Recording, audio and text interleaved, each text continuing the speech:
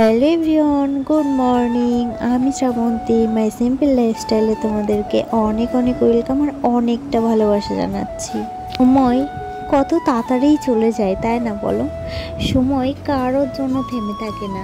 এই যে দেখো না, সেই দিন ব্যাগটা গুছিয়ে মনে কত আনন্দ নিয়ে এলাম বাবার বাড়িতে। ভাবে যে এতগুলো দিন পেরিয়ে গেল বুঝতেই পারলাম না। সেই এসেছি শুক্রবার দিন, আর আজকের দিনটা হলো বুধবার। আজকের ভিডিওটাও স্টার্ট করলাম এই ব্যাগ গোছানো দিয়ে।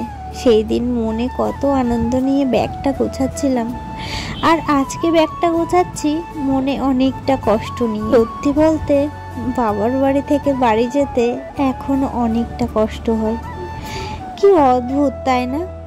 ছোটবেলা থেকে যেটাকেই জেনে এসেছি আমার বাড়ি, আমার নিজের বাড়ি, বড় হয়ে বিয়ে হওয়ার পর বুঝলাম ওটা বাবার বাড়ি, ওটা ভাইয়ের বাড়ি, ওটা আমার বাড়ি নয়। আমি যখন বাড়িতে যাই আমার সেই আগের বাড়িতে, তখন কিন্তু সেই বাড়িটা আর আমার নয়।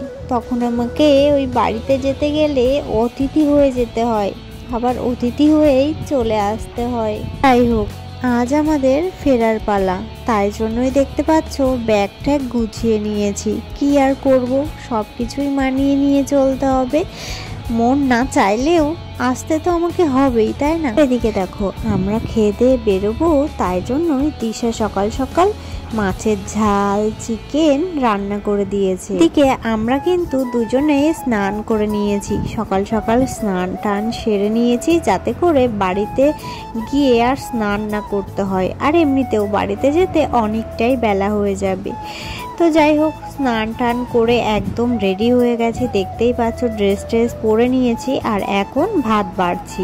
আমি ভাত বাড়ছি আর এদিকে বাবারও ভাত বেড়ে দিয়েছি। তবে বাবা ওদিকে স্নান করছে, বাবাও স্নান করে এসেই একবারে আমাদের সাথে খেয়ে নেবে। তো এদিকে ভাত বেড়ে দিয়েছি, আর ও তো মাছের ঝাল খাবে না, তাই ওকে চিকেন দিয়ে ভাতটা মেখে দিলাম। ও একা একা খাচ্ছে, আর আমিও এদিকে খেতে বসে পড়েছি। বাবার ভাতটা বেড়ে রেখেছিলাম, বাবা স্নান করে এসে খেয়ে নিয়েছে। এতে একদম ফুল রেডি হয়ে আমরা কিন্তু বসে রয়েছি, মানে ব্যাগও রেডি, আমরাও রেডি। মা একটা টোটো কাকাকে বলেছে, সেই কাকা টোটো নিয়ে আসলেই আর কি আমরা বেরিয়ে পড়ব। তো যাই হোক, বাড়ি থেকে বেরোনোর সময় আর কোনো ভিডিও ক্লিপ নেওয়া হয়নি, কারণ সেই সময়টাই মনের অবস্থা কি থাকে তোমরা তো জানোই।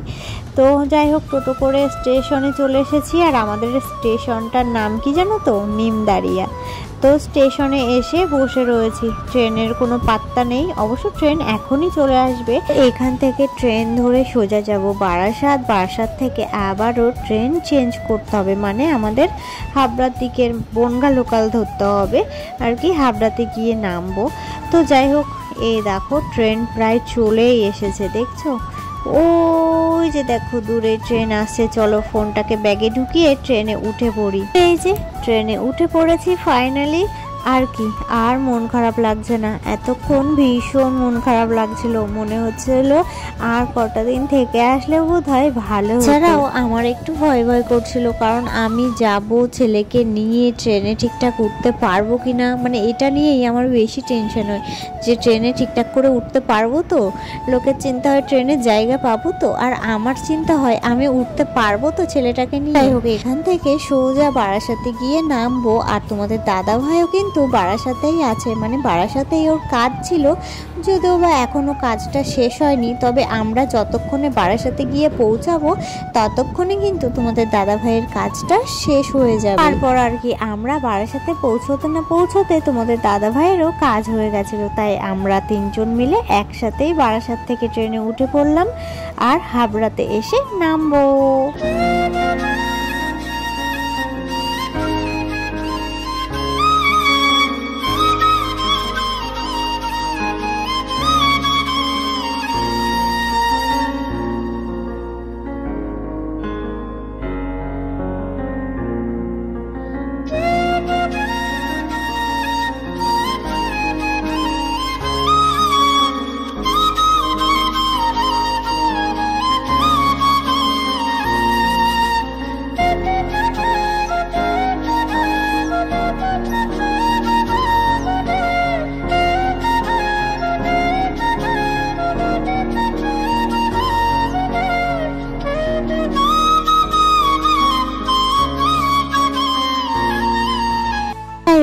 ঘাবড়াতে নেমে আমরা কিন্তু গাড়িতে তেল ভরতে চলে এসেছি, আর এরপর সোজা যাব বাড়িতে। বাড়িতে এসে দেখি কি অবস্থা, মানে চারিদিক একেবারে, মানে কি বলবো, এতগুলো দিন বাড়িতে না থাকলে যা অবস্থা হয় আর কি।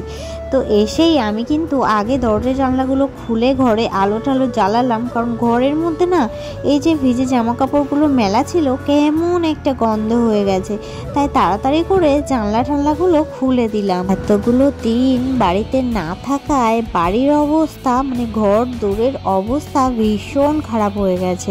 তো সেগুলোকেই পরিষ্কার করতে হবে। আর এই দিকে বৃষ্টি হয়েছিল, মানে প্রচণ্ড রকমের বৃষ্টি হয়েছিল জানো তো। আমাদের উঠোনের অবস্থা দেখো, চারিদিকে পুরো পাতা মাতা পড়ে ভরে রয়েছে, এছাড়া পুরো উঠোনটাই পুরো ছ্যাতলা ছ্যাতলা হয়ে গেছে। চারিদিকটার অবস্থা দেখে আমার তো এখনই মাথা ঘোরাচ্ছে, মানে চারিদিকটা যেভাবে মানে কি বলবো নোংরা হয়ে রয়েছে, এই যে কি করে আমি পরিষ্কার করবো। চলো এবার আগে ড্রেসটা চেঞ্জ করে দুটো রান্না বসাই, মানে ভাত ডাল ঠাল কিছু বসাই, তারপরে না হয় ভাত হতে হতে যেটুকু যা পরিষ্কার করার করব। তো গাইস ফাইনালি চোখ মুখের অবস্থা দেখে বুঝতেই পারছি একটুখানি ক্লান্ত, আর এছাড়াও এসেছি তো একটু মনটা খারাপ। তো যাই হোক, বাড়িতে এসে আলু সিদ্ধ ভাত বসালাম, আর ডাল সিদ্ধ বসাতে যাচ্ছিলাম কিন্তু দেখি ডাল বাড়ন্ত, তো মামি ডাল রান্না করেছিল, এই এক বাটি ডাল নিয়ে আসলাম, আর বাড়িতে আলু সিদ্ধ ভাত করেছি। তো এখন আমরা খাবো, মানে এখন টাইম হচ্ছে 5টা, তো এখন আমরা খাবো, ঠিক আছে। চলো, দেখতেই পেলে তোমাদের দাদা ভাই চলে এসছে, আজকে অল্প কাজ ছিল সেরে একবারে চলে এসছে। তো চলো এবার খেয়ে দিয়ে একটুখানি রেস্ট নিই। দেখে ঘরদোর যেমন ছিল তেমনই আছে, আমি জাস্ট মানে বিছানাটা ঝেড়ে ঝুড়ে শুয়েছিলাম খেয়ে দিয়ে, আর সন্ধে হয়ে গেছে, এখন এসেছি বাজার করতে, কারণ বাড়িতে মুদিখানারও অনেক কিছু বাজার নেই, এছাড়া কোনো রকম কোনো সবজি নেই। দুটো আলু ছিল, সেই আলু দুটো ভাতে দিয়ে ভাত করেছিলাম, তো তার জন্য বাজারে গেছিলাম, বাজার করে এনেছি, এদিকে মুদিখানার বাজারও করে এনেছি। তবে এখন আর শরীর দিচ্ছে না, তাই জন্য এখন আর কিচ্ছু করতে পারছি না, কাল সকালে দেখা যাবে। বাড়িতে এসে ওই যেটুকু না করলে নয় সেটুকুই করে নিয়েছি, এছাড়া আর কোনো এক্সট্রা কাজ করতে পারিনি। তো এখন দেখতে পাচ্ছ তেলের বোতল হাতে নিয়ে নিয়েছি, কারণ মাথাটা একটু ধরেছে, তাই ভাবলাম একটু চিপচিপি করে তেল দিই মাথায়, তাই তেলটা নিয়ে এসেছি। তো এখন একটু তেল দেবো, দিয়ে চুলটাকে বাঁধবো। চলো আজকের ভিডিওটা এ পর্যন্তই, ভালো লাগলে লাইক করে দিও, সুন্দর করে একটা কমেন্ট করে যেও, আর আমার চ্যানেলে নতুন হয়ে থাকলে সাবস্ক্রাইব করে দিও।